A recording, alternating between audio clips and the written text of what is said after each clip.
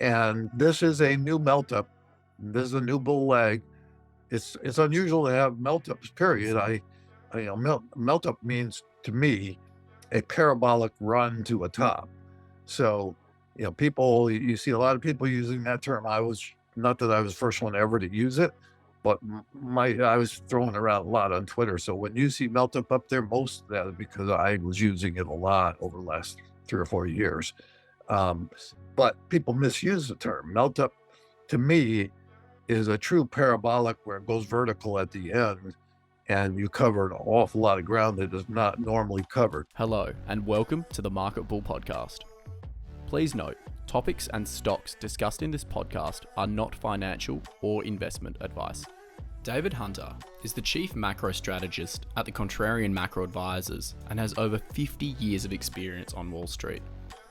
The conversation was focused on the US equity markets, looking at the market sentiment, investment trends, gold, silver, semiconductors, and of course, David's thoughts on where the US markets are heading in the coming months. Here is David Hunter. So hello, I'm Ben Kostrich, and this is the Market Bull Podcast. Joining me today is David Hunter, the Chief Macro Strategist at the Contrarian Macro Advisors, which is himself. He's been a contrarian on Wall Street for over 50 years, a substantial amount of experience and a wealth of knowledge. And I'm very excited to have him on the show. So welcome, David. Yeah, hi, Ben. Great to see you. First time, I guess. Yeah, and apologies for the tongue twisters. Personally, myself, I've just gotten back off a plane, and when I got the chance to speak with you, I've just come from Madrid, 36 hours, but I was like, I can't miss the opportunity to have you on the show. So if I am fumbling my words, it's probably the jet lag catching up with me. But if we go through your history, 50 years is an insane amount of time, and you would have seen so many ups and downs across cycles, commodities, markets, the bulls, the bears, and pretty much just everything. But I mean, your history and diving through your, fascination with markets and the contrarian view, I mean, how have you gotten to where you've been and what you're doing currently? Yeah, well, as I say, there's no shortcut for experience. People want to read a book and figure out how I do this. And I go, it really builds over the 50 years and cycle to cycle. I came fresh out of college and started in a bank in the investment department of a small regional bank. And, I had the bug early. And this, of course, was back in the early 70s, early mid 70s when, we had just come through the Vietnam War. And most of my generation were, when they went to college, majored in what we called hearts and flowers back then, liberal arts. And I was a finance major right out of high school. So I kind of knew this was my aptitude and what I enjoyed. But, what I've learned through 50 years, you learn more every cycle. Every cycle's different. You learn from your mistakes. And I was a top-down investor really from very early on. I was a contrarian from very early on. Probably some of it's natural. I'm sure it is. I think you're born with some of that. It's much easier for me to walk separate from the crowd than the vast majority of people. I can tell you, observing investors over many years, including people I worked with, peers of mine in the industry, the vast majority of people, human beings, want to be with the crowd to one degree or another. I'm very comfortable. In fact, I do best when nobody agrees with me. So, it's very uncomfortable for most people when you're really outside the consensus opinion. It feels uncomfortable to most people. For me, not. Part of that is the experience of having been through many of these and knowing kind of how sentiment works and how investor psychology works. A big part of my thesis in investing is that at the very major tops and bottoms, at bottoms, almost everybody by definition is bearish, and at tops, almost everybody by definition is bullish. In between, there's a lot of consensus. There's a lot of times when consensus can be right, but at the extreme turning points, the the extreme inflection points, as we saw last, October 2022, everybody's looking down and the market turned right at that point. So that's, and I've certainly grown every year in this business and every cycle, as I've seen that just repeat itself, so, um, but, you know, I have first half of my career was spent as a institutional money manager, and then second half has been as a macro strategist. And the two really, what I learned as a money manager helps me immensely as a strategist. I think, a lot of strategists are people that never really manage money, but when you start out there, and I was pretty successful as a pension fund manager, it it really helps in discipline on the macro side. And of course, I mean, from the principal point of view, and I'm glad you clarified contrarian pretty much, again, going against the crowd. And we'll go through a bit of that because you can imagine at the beginning it would have been a bit easier, but now with social media and almost eyeballs everywhere across the world, you've got a lot more well, stresses, but just opinions to deal with. But if you're comfortable with a contrarian viewpoint and sticking to yourself, that does make it a bit easier. But for yourself, your principles in when you mentioned there, you didn't necessarily learn it all from a book, but were there certain, I guess, examples or experiences that you found that really shaped the way that you approached these market cycles? Or again, was it just, as a lot of people do, learn it on the fly and then that becomes sort of the archetype of what you embody? Yeah, well, I was a value manager right from the get-go, so, that tends to be everybody kinda comes into this, and learns a bias if they don't have one coming in, and I learned pretty early on. I will say, coming in 1973, right fresh out of college, um, I learned very early on the value of, um capital preservation, the value of risk management, because, that was the biggest, up until really, probably 2008, that was the biggest bear market we had had in the post-World War II era. The Dow got hit. We had the Nifty 50 rally in the early 70s, peaked out in 73, and then we had a 50% bear market or more, and stocks got killed. Um, and so I had a boss that was, um, you know, pretty wise and prescient, and we did pretty well in terms of protecting people's capital. We were down, but not nearly as much as the market. And I learned, that was probably a really good thing to come into this business in that kind of environment. You might think it's better to come in when it's a bull market and everything going, but that really set me up for the rest of my career in terms of understanding buying stocks at the right prices, understanding value. But again, through the cycles, we've had value cycles and growth cycles. I also learned the hard way sometimes that buying deep value could take an awful long time to be realized, and having a bias towards value means sometimes you miss when growth is running. So I've kind of that has helped in terms of understanding. I mean, I'm a huge um, talk about a big move in the semis. I was probably the only one, back a year ago, really saying the semis could, go on to new highs, and I'm calling for SMH to go to 300 now, which is virtually a double from here. Um, you know, so and it is a cyclical area, but it's certainly not a value area right now, given how far it's run relative to the market.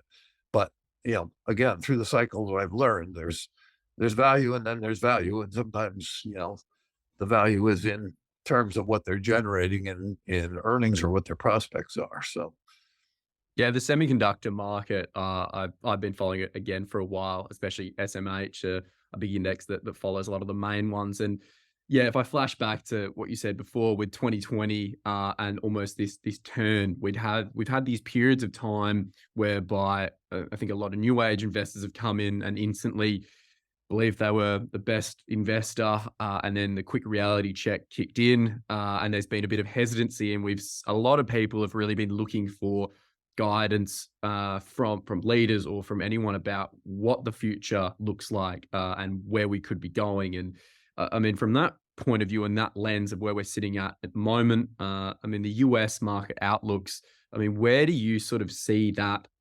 heading, given the cycles, the seasonality components that we're now dealing with, and yeah, I mean, focusing on potentially a few aspects of that market? In terms of the market itself, the broad market. Yeah, Yeah. yeah. So I'm pretty well known, certainly on Twitter and on Wall Street generally, as the bull on the street right now. I'm calling for and have been for quite some time. The S&P to melt up to 6 to 7,000 here in the next several months. It's taken a while to get here. I started talking about a melt. Well, I called the melt up in 2020, 21 when everybody was bearish in March of 2020. I said, well, melt up, and my target at that time for the S&P was 4,000. I subsequently raised it to, I don't know, 4,700, and then I mean, actually probably 4,300, then 4,700 or 800, and then over 5,000. But and then said we were in for a correction in 2022 at the end of 21. So we had that melt up. The market more than doubled in those 2 years in 21 months. This is a new melt up. We had to get through 2022. We had a bear market first half of 2022. It bottomed in June of 2022. People don't realize that. They look at the averages having went to lower lows in October, but it was a retest of the internal low that we had in June. And then in October, I called that as a successful retest and was bullish right from the get-go in October when it turned on the 13th. And this is a new melt up. This is a new bull leg. It's unusual to have melt ups, period. Melt up means to me a parabolic run to a top. So, people, you see a lot of people using that term. I was not that I was the first one ever to use it, but I was throwing around a lot on Twitter. So when you see melt up there, most of that is because I was using it a lot over the last 3 or 4 years. But people misuse the term. Melt up to me is a true parabolic where it goes vertical at the end and you cover an awful lot of ground that is not normally covered. For a lot of people, they throw around the term melt up when they really are talking about a nice rally. The market rallied 10% in a month or two. They call that a melt up. That's not a melt up. A melt up is going to be something we see very rarely. I can probably count on one hand and less than one hand the number of melt ups that we've had. So NASDAQ melted up in 2000, 99, 2000. And I would say a Nifty 50 run in the early 70s was a melt up, but there haven't been very many. So this is an unusual event. And to go from, and I was saying, obviously, 6 to 7,000 back 6 months, 8 months, 10 months ago. I don't remember exactly when I added the 7,000, but I've been saying 6,000 for, a couple of years. Yeah. So for it to go from, we were at 4,100, short time ago to, and I think there's a good chance we could see 7,000. That's basically a 75% move in less than a year is what it's probably going to turn out to be. Maybe much less than a year. That's the kind of move that you don't see. I mean, that's very highly unusual. The reason I think we'll get a melt up is it's a conflagration of events, but a lot of it is because the herd, so many of investors and retail follows the market, but it's really the institutional investor that I'm looking at. And he got very bearish in October 2022, was convinced we were heading for 3,000 or below, was cheered on by the Fed telling us we were going there. And as a result, both hedge funds, all the institutional money managers out there got very defensive and, heavily cash, heavily defensive in what they owned. And they've remained bearish through much of this.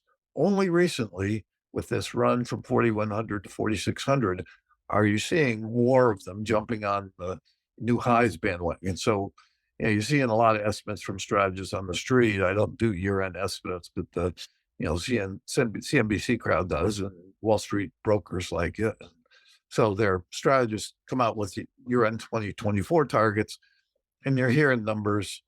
Some are still in the 45,600 area, so they're basically flat for the year. But you're hearing more numbers of 4,800, 49, 5,200. I've seen 5,500. So that was not. I had no company, 3 months ago, or certainly 6 months ago, and maybe even a month ago. But Mm. but now you're starting to see people at least talk new highs.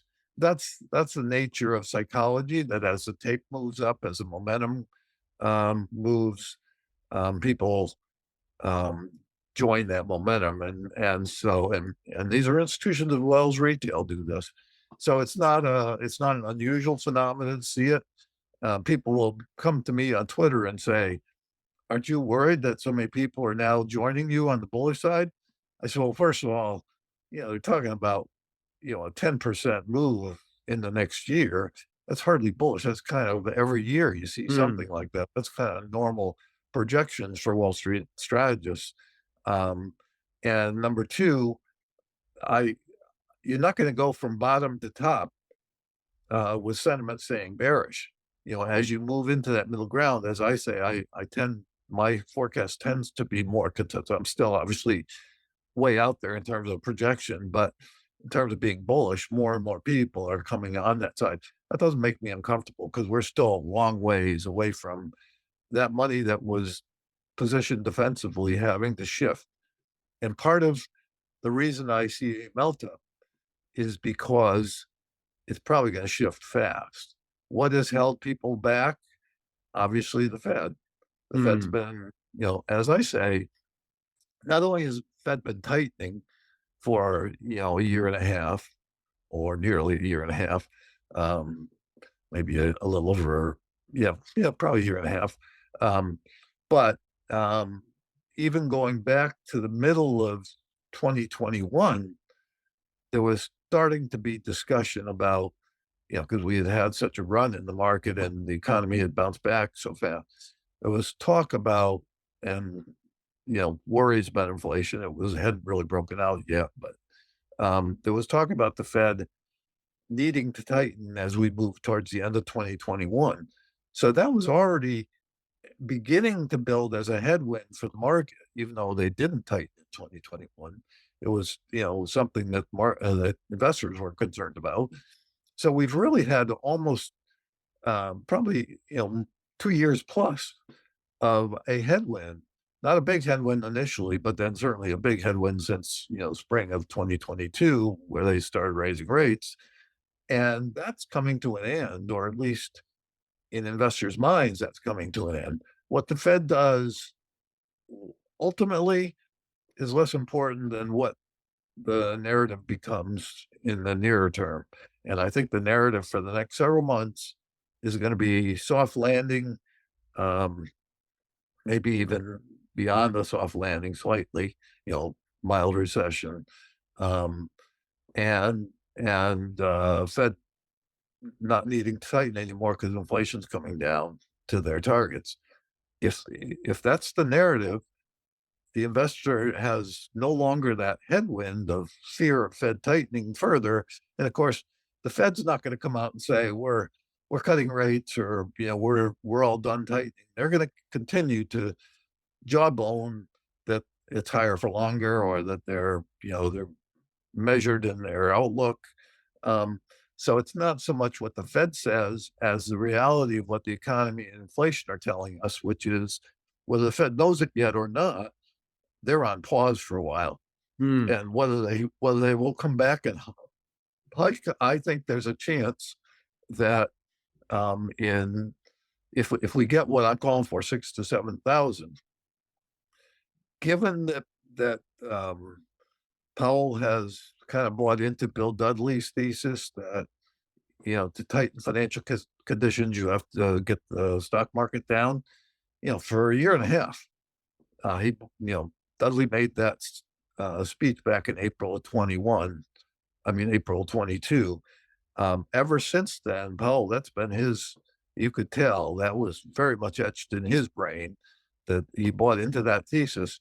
And so for certainly the next year after that, um, next 9 months after that, every time the market lifted its head, out came Powell, or more likely, out came all his minions, proclaiming that the market was ahead of itself and that they were nowhere near done tightening, and would talk very hawkish. And it was clear what they were doing. They were trying to jawbone the market down. The market kept going up. So by early 2023, he kind of lessened that effort. He didn't completely abandon it, but he didn't have them coming out every week trying to talk the market down, because he was looking foolish. The market was going up, and every time they talked, it went up more. So he kind of, it didn't mean he abandoned the view that the market's overhyped, overzealous, and needs to go down. It just meant he realized it was a failed effort to try to jawbone it down, and he became less obvious in his press conferences after meetings. He still did it. There's no question he was afraid of seeing the market run away with his words. So he always made sure he stayed somewhat to the hawkish side. Um, Now I think you're seeing they're moving even further, saying, yeah, maybe we don't have to hike anymore. However, if we get what I'm calling for, 6 to 7,000 on the S&P, I think you're going to find that the Fed's going to come back and say, maybe we need, risks are getting ahead of themselves. You know, maybe we need to hike again. That would be a terrible mistake. And it'll obviously depend on how soft the landing is at that point, because I have expectations that ultimately it's going to land very hard. But if we get to, say, early 2024, February 2024, and the economy has not yet really gone into recession, if it still looks like it's kind of low growth type phenomena, and the market's up over 6,000, I would not be surprised to see them start hiking again, or talking about needing to do more aggressive QT or something. That will be a big mistake, but it's possible. So I'm not so worried about trying to say when the Fed is done. All I can say is that for this period of time, the next 2 or 3 months, it's going to look like the Fed is done. It might be done, but we don't know what they'll do once the market, rallies. Yeah, and I think we've seen that throughout, all the markets recently. The sort of lead up to a Fed announcement has almost dictated how the money flows are going, and there's been some insane, almost intraday volatility in some aspects, given a certain phrase or a certain way that someone's unpacked something they've said, and you sort of got the sense that it's slightly reduced how much it's impacting it, given the vast amount of numbers that are coming out, and you look to inflation coming down, and that then leads to hopefully interest rates either being, as you said, put on hold or waiting. But it's all a matter of, as it all unfolds. But if you're looking at like the catalysts, or where, the drivers are going to come from in which almost sectors, like we look at precious metals in particular, gold at the moment, from an Australian perspective, it's at all-time high on the Australian gold value. It's not really as hyped over here, but even in the US the other day, it's broken through all-time highs, and that almost then feeds into silver having an incredible run as well. So I want to know your thoughts on what potentially unfolds in the precious metals markets as we sort of go towards this bull run. And then conversely, if that does unfold, wouldn't gold necessarily be pulled back as, it's no longer the safe haven? Or what's sort of rolling through the heads when you're looking at those things? Yeah, interestingly, you bring up that it's all in the eyes of the currency beholder. So if you're in Australia, you say, wow, gold's been on a great run. Right? If you're in the US, and particularly silver, gold and silver probably have done well there. But if you're in the US, when the dollar's been strong, gold and silver have not done well at all. They had a great run first decade of this century, from 2001 to 2011. gold went from $250 to $1,900. And basically we're just above that level now. So you spent more than a decade in a sideways to down consolidation. You did have a run in 2016. You did have a run in early 2020, first half of 2020. But if you look at it, it's been basically for the last 4 years or last 3.5 years, has been a, you know, sideways to down consolidation. And it's caused a lot of people in this country, probably less so in places where your currency's been weak, Mm. and the metals have done well. But in this country, the gold bugs and those who had always looked at the metals as something they liked, particularly after the great run in the first decade. Um, people that have run away from it said, it's lost its luster, crypto's the place to be now, or it just, it's a dinosaur, it's not going to work. And it's not that at all. It's really, the dollar is the key. And of course we had a big bear market in bonds, so the interest rates went up a lot. And that also hurts it. So, and, I look at everything through the prism of the US. And so I'm going to speak in terms of that. Really, it's going to be gold and silver are going to be big players in this melt up, and then calling for a bust and an 80% bear market in the U.S. following the melt up. And during that period, they'll get hit hard again, as most assets will. It's going to be a global bust, so every assets around the world are going to get hit. But then following that bust in the second half of this decade, I think you've got a huge gold and silver run coming, and I mean huge. So, but my call for pre-bust, meaning between now and middle of next year, I think gold can get to 3,000, and I'm probably conservative. These are again in dollar terms. I think silver can get to my target is 60, and I'm saying now I wouldn't be surprised if it went 75. So again, in dollar terms. Now, silver right now is, it got up to 26 recently and backed off to 24 and change here this week. But, just a short while ago, it was down at 20 or thereabouts. So 2021. So it's had a run. Gold's obviously, as you said, right near its high in US terms, and had Monday morning had a breakout to new highs, and that reversed quickly, and that spooked the Very markets. volatile day. Yeah. Yeah, yeah. So, and that's actually what happens a lot. I think Australia tends to, we had a nice run last week, and it was right near breakouts, so Australia took it out. But they're thin markets, and they, speculative markets, they can mislead you. You run right into it at the top and then reverse it. That happens so often. So I've got some guys that follow me from Australia, and they go, yeah, this happens. You guys, we see this all the time. It's a Yeah. thin market over here. So, but I think the consolidation here is going to be short. And I think gold in very short order, meaning could be a few days, could be a week, but will be at new highs and on its way. Silver has to get through a lot more because it peaked out at 48. I don't know when that was. I guess that was back in, I don't remember, but it's been, several years. And so you have to get, from 20, 24, 5, 6 to get up to 48, a lot of overhead resistance you got to get through. So it's going to outperform gold ultimately. And if it goes to 60 or even possibly 75, obviously it's a much bigger run than gold from, 2,100 to 3,000. But it's, it's got more stair steps to get through before you get there. But I do think both of them are in great shape here. The bears are coming out because they go, here we go again, lifted its head and it's going right back down again. So it's kind of Pavlov's dog, you've got everybody trained to be skeptical about the metals because they've disappointed so many times. But I think this is different. And the big reason it's different is because the dollar, I think, is rolling over. And it's bounced here in the last week, so it's giving people a little concern.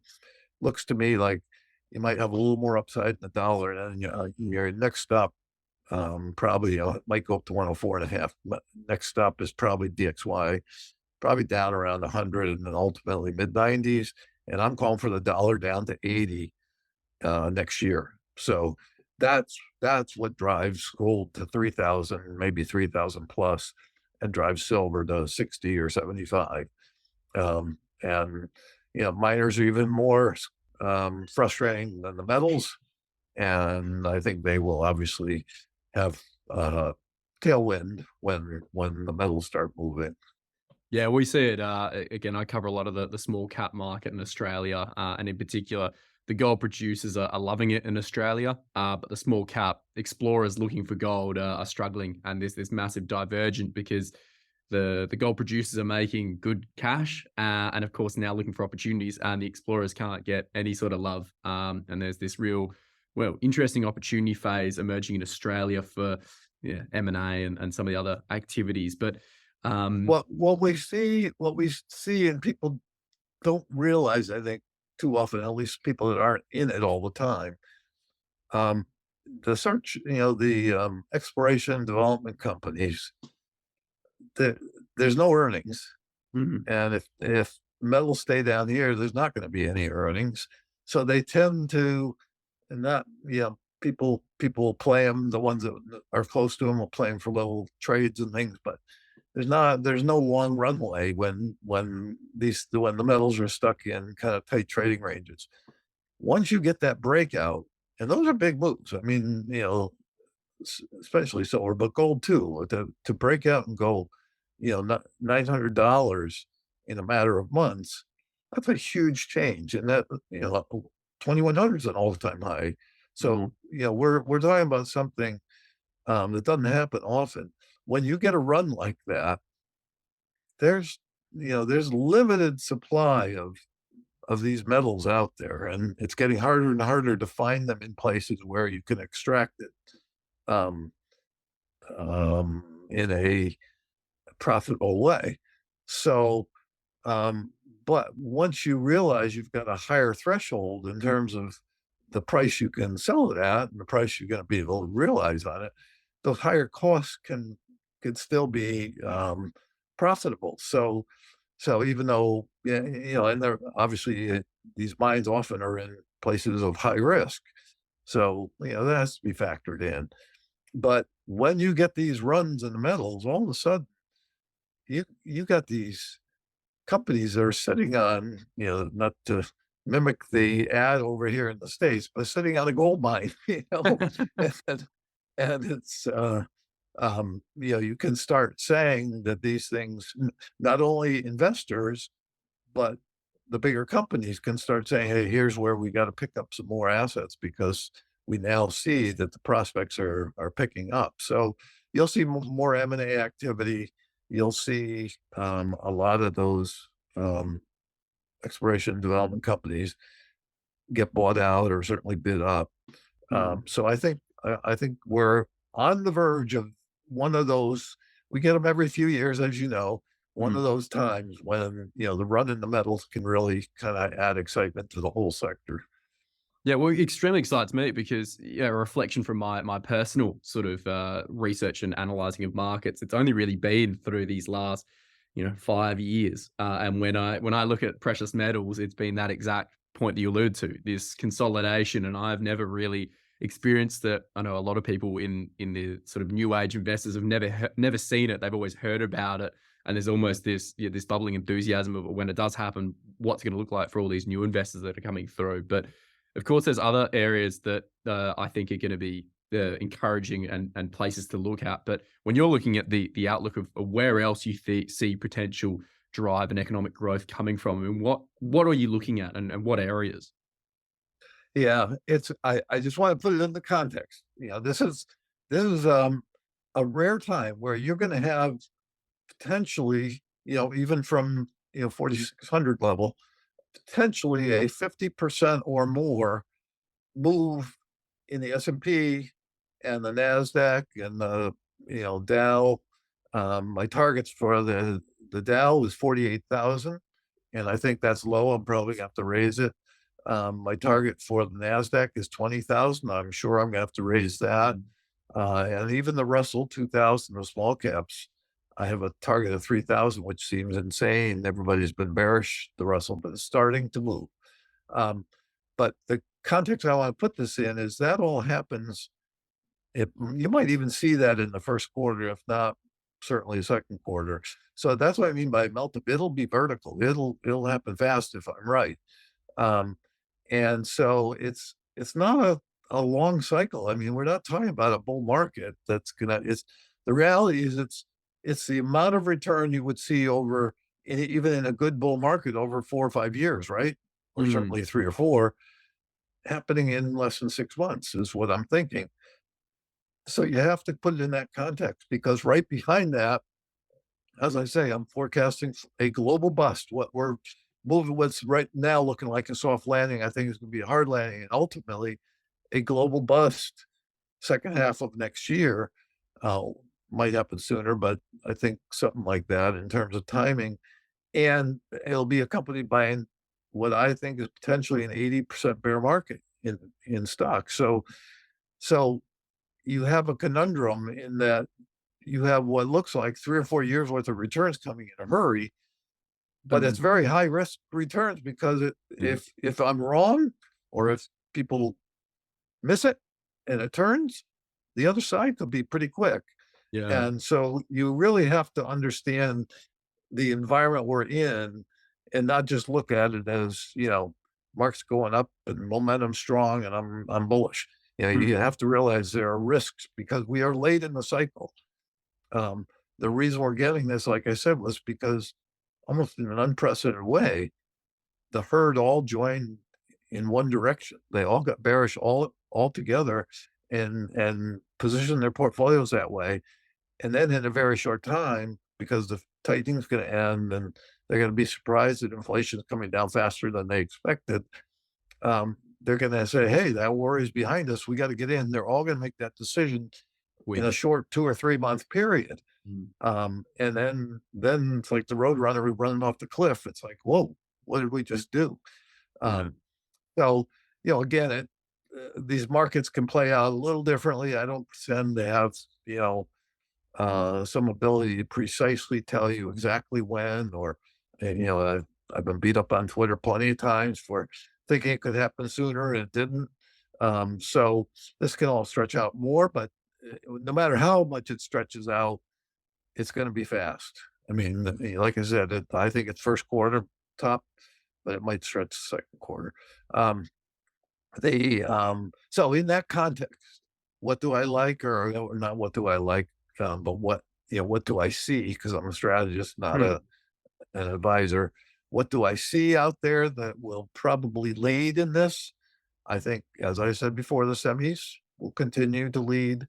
I think home builders surprisingly will continue to lead. And part of that is because, um, I think it surprised everybody. Again, I was bullish the home builders this last year, um, and talked about them outperforming.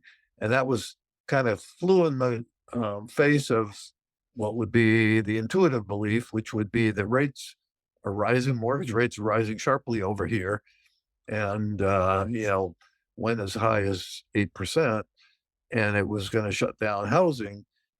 But the home builders, because there's so little supply over here, because most people are sitting on their homes because they have low rate mortgages, there wasn't much for sale.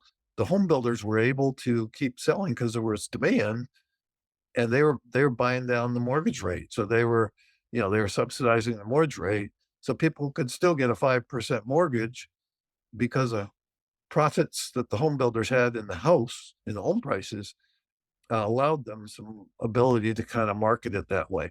So the home builders had plenty of demand, despite what was really hurting the housing market. So I wasn't, if you were a realtor, I wouldn't necessarily say you were in a good period because things slowed down.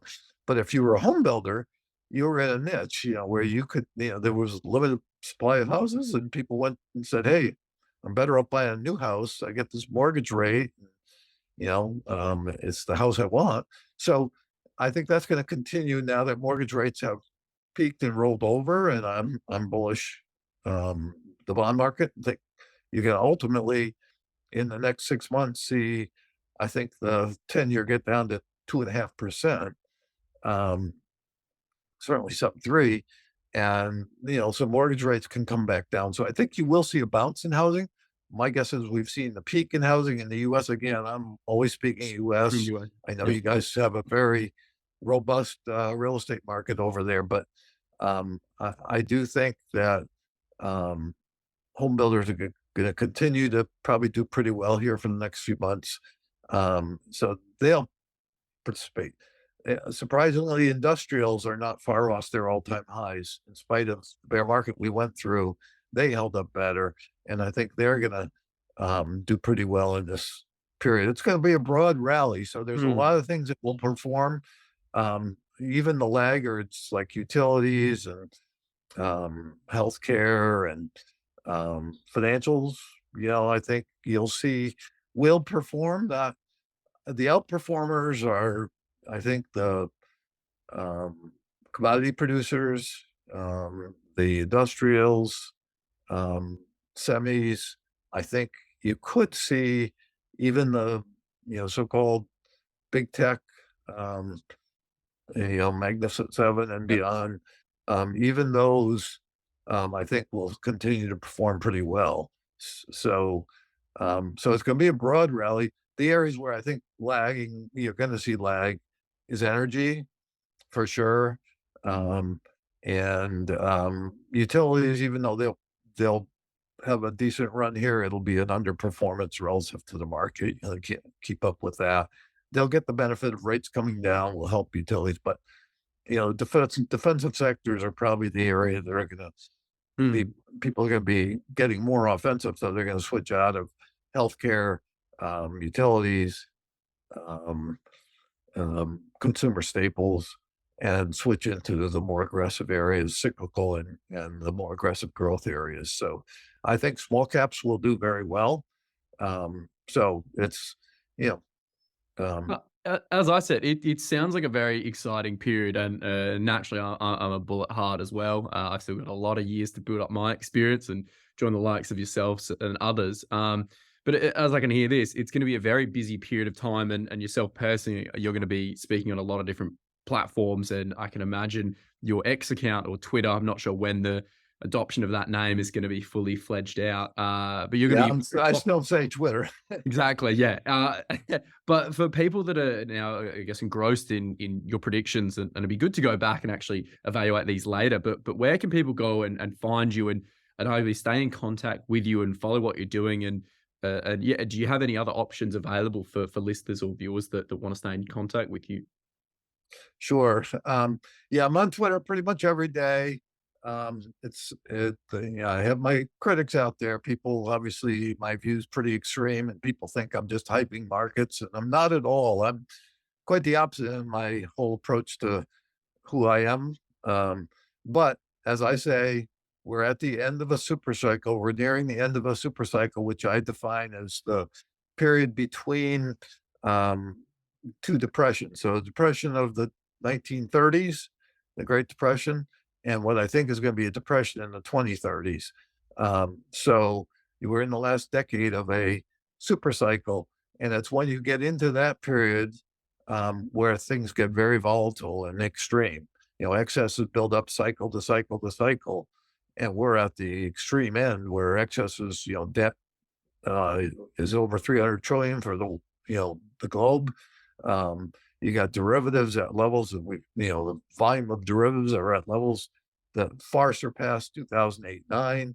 And that's another form of leverage. So it's a very highly leveraged period. What that means is the leverage will be rocket fuel on the way up, be disaster on the way down. Leverage works both ways. So that's why my calls are so extreme. Yes, I'm calling for something that's seemingly crazy to say you can go up 50% or more in a matter of months and then go down 80% in the following months.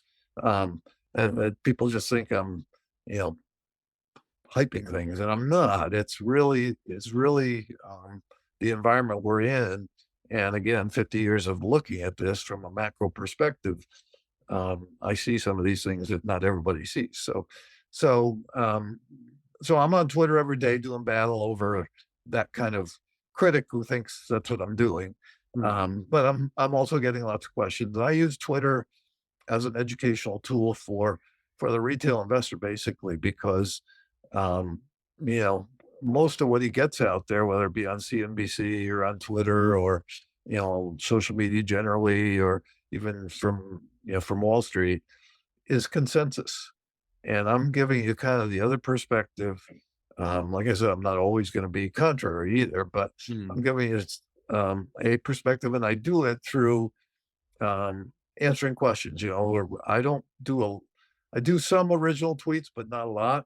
Most of it is replies to other people. So, and the replies are not just to reply to that person. It's really a way for other people through reading those replies to get my perspective.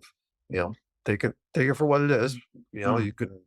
You can think it's crap, or you can think it's helpful, but it's really, I'm trying to be a voice out there that's teaching based on my experience, and I don't claim to be the only or the answer man on everything. Mm. I have people on Twitter asking precise questions, and I go nuts on well, do you think it's gonna peak out in February or March? Or if this happens, is it gonna happen before the end of the year or after the I go, I'm not a trader. I'm not trying to make those kind of precise calls. Yes, I put some time frames in to give you some perspective, but I don't put a lot of faith in times. It's really the cycle. And my cycle work is not timing cycles. My cycle work is economic cycles and market cycles that tie into the economic cycles. And we're in a bull cycle that will come to an end probably first half of next year. And I think the highs of that cycle will not be seen for decades. Mm. That's a statement.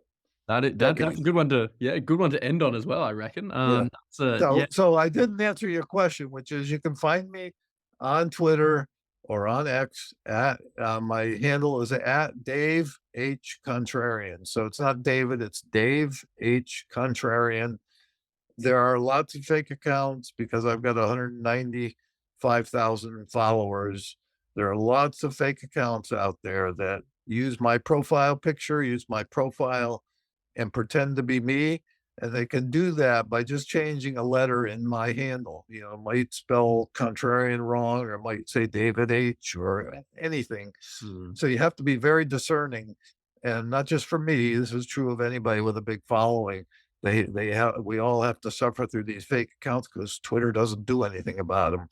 Um, and so then and lots of those people are trying to scam you by pretending it's me and selling a service. And I would also caution there, my view is a very extreme view, as you can tell.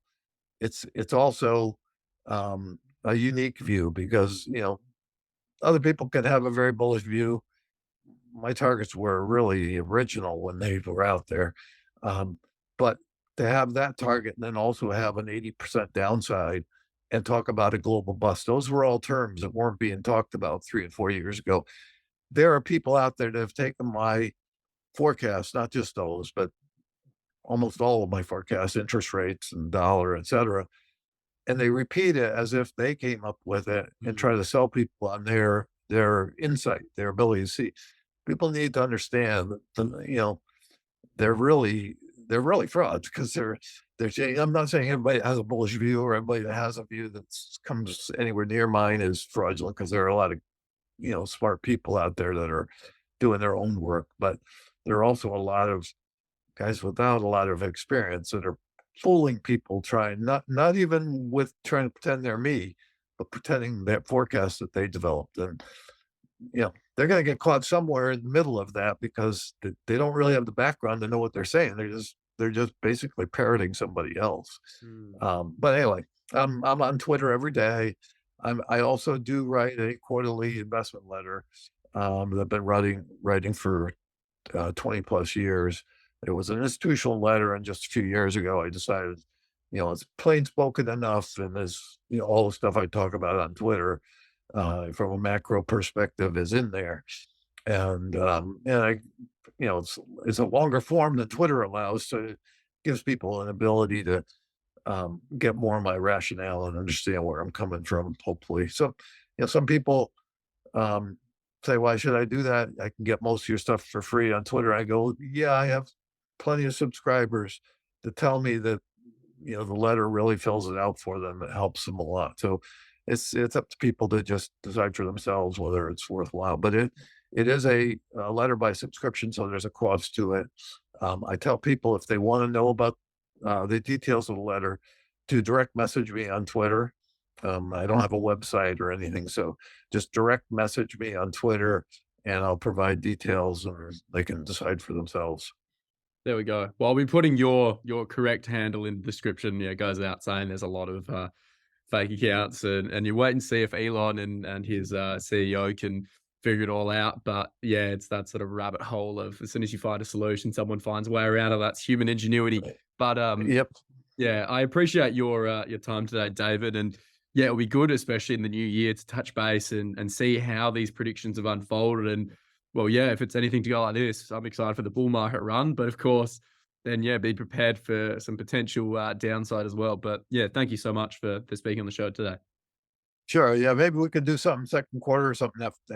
We at that point we can revisit and see whether I knew what I was talking about or whether I was Mm, talking through my hat. We'll see. yeah, we can readdress it there. But no, that was awesome. Okay. Thanks, Ben. Thanks for listening to the Market Bull podcast. If you enjoyed it, please make sure to like and subscribe. You can follow the Market Bull on our socials at Twitter and LinkedIn by searching The Market Bull. You can also subscribe to our newsletter on the website by visiting www.themarketbull.com.au.